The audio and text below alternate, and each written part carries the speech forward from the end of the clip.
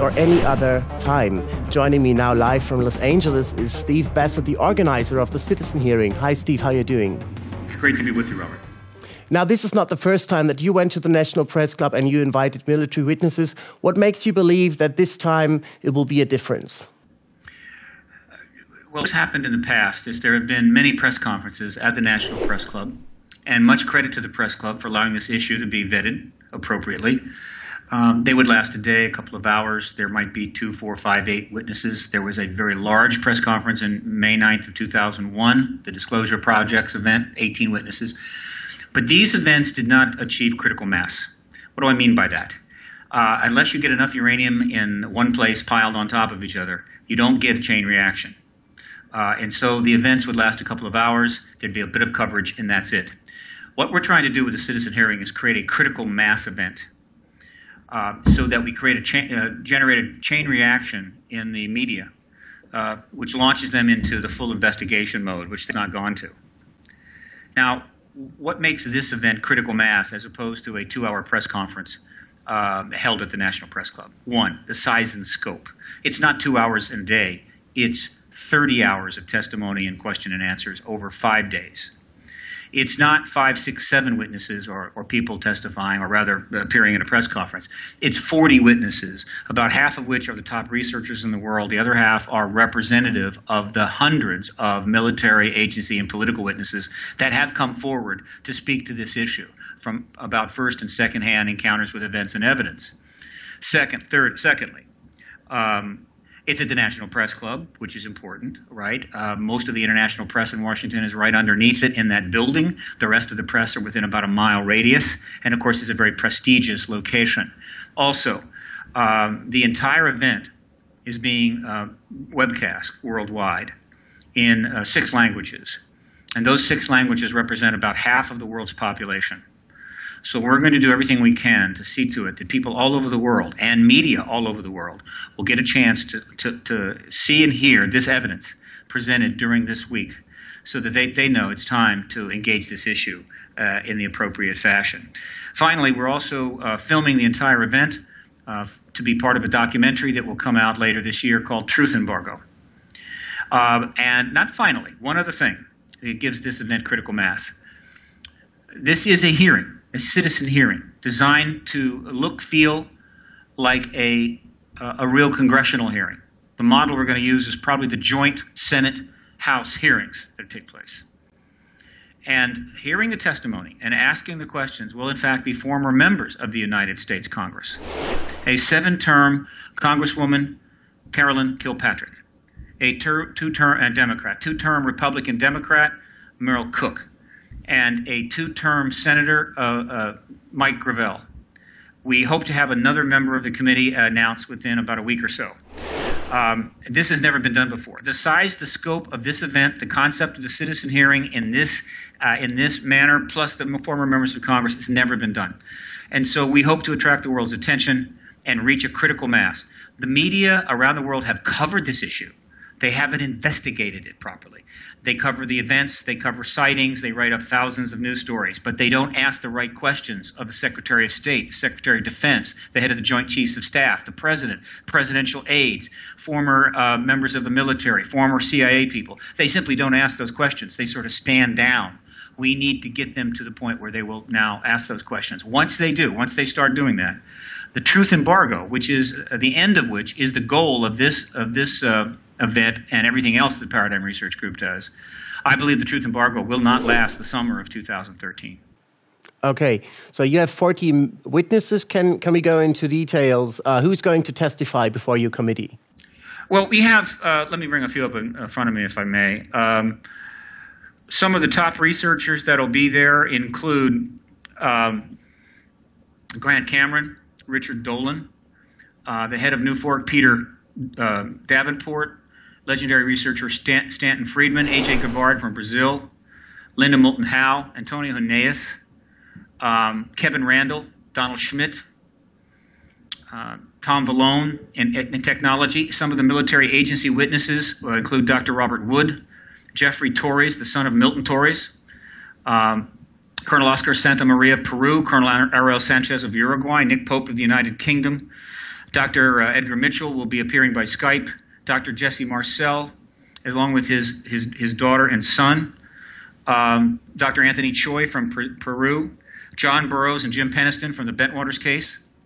And Paul Hellyer, the former Defense Minister of Canada. This is already at 26 a very strong list. The full list of 40 will be the strongest compilation of witnesses ever to come together on this issue. Is there anybody else going to sit on the committee except for the three for the three people you mentioned? Yes, we will have 2 experts, assistants to the committee. They will they will be part of the question rotation. This is standard protocol. And what does that mean? It means that in addition to the 3 members, these 2 experts will get the same amount of time during the question and answer period, so that questions that the committee, remember, these former members of Congress are not experts in this field. They're not there as experts. They're there to do their job, to gather information. So questions that they might not have thought to answer, the expert assistants to the committee will ask to ensure that as much of the best information comes out during the panels. Okay, so I've heard some German friends asking me, when they heard about the citizen hearing, and they asked me, is it true that they're going to rebuild a whole congressional hearing room in that National Press Club, in the ballroom? Well, we're going to make it look as much like a hearing room as possible. The goal is we will achieve that goal if someone happens to come across the webcast on the internet. They will think it's a real hearing, all right? So we're going to do the best we can at that, and that's a nice touch, and it's I think gives some gravitas to the entire event. Are you going to invite the international media outlets as well, or is it just a mere film set? Oh no, this is This is a hearing, a real hearing, citizen hearing. There will be an audience of about 250. There will be multiple press sections, testimony tables, committee tables. We can handle about 300 to 350 people total in this very large ballroom. The first international press release went out yesterday, and if you go to citizenhearing.org and look under press releases, you can find it. There will be more.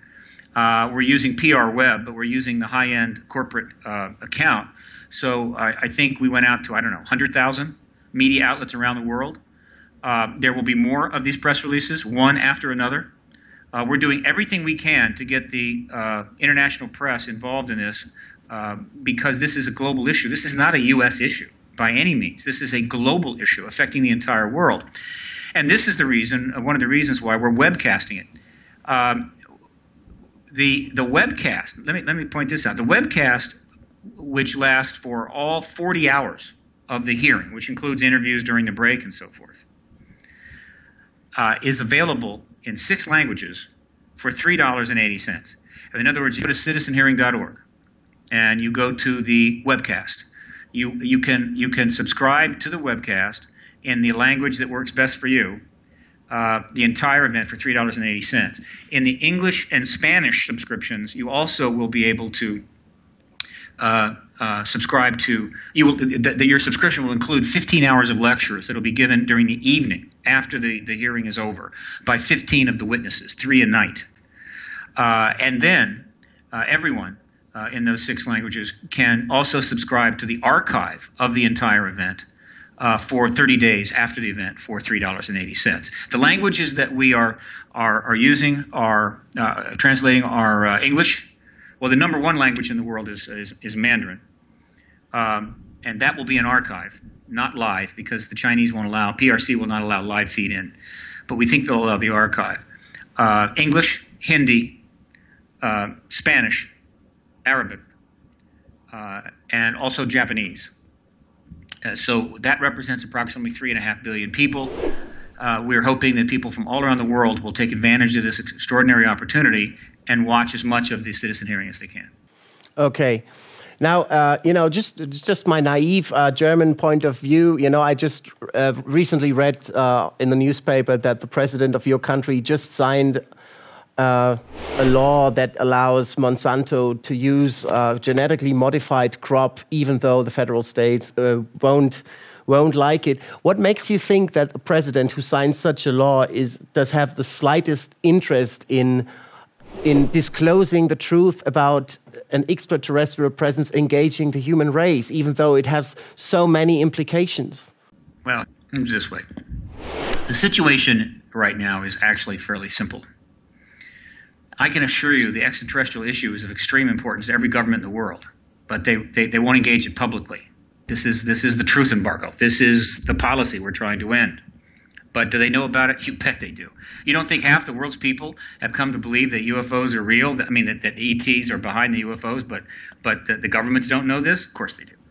The problem that the government has is that the embargo has separated the issue from the executive branch in the United States. And to some degree, this is the case in other countries. The presidents are given less and less information, less briefings, perhaps even no briefings. It's been removed from their purview. And so the president's hands are tied.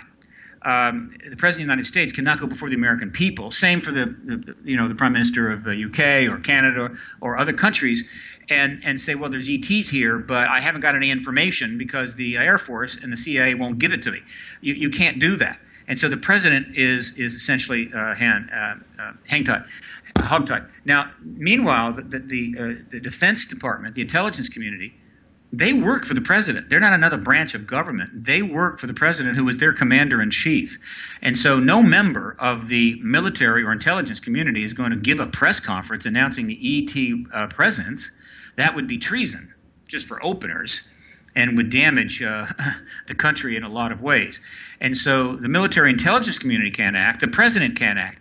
And so what the process that is going to take place that we believe we can make happen here is that we need to trigger the media to go into full investigatory mode, like they did with the Monica Lewinsky scandal, or Watergate scandal, or any other scandals. Pick them, right? Only this isn't a scandal. This is a major, profound, transcendent issue affecting everybody on the planet.